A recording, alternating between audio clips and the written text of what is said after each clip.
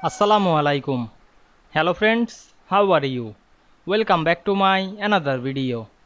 In this video, I am going to show you how to add shadow to photo in photopea. Let's get started. At first, you have to open your software and create a project. Now I am insert a photo. Go to the file menu.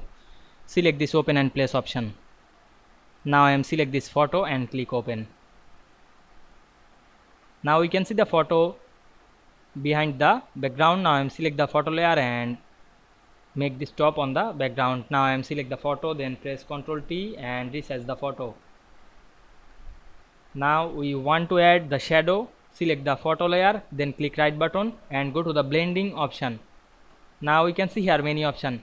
Now I am go to the drop shadow option. We can see here added the drop shadow, but you can customize this shadow. You can increase the opacity, distance, spread or size or noise, etc. You can change the angle of the shadow.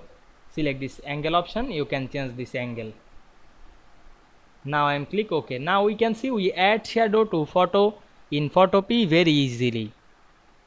I hope you enjoyed my video. Please like, comment, share and subscribe my channel. Thanks for watching.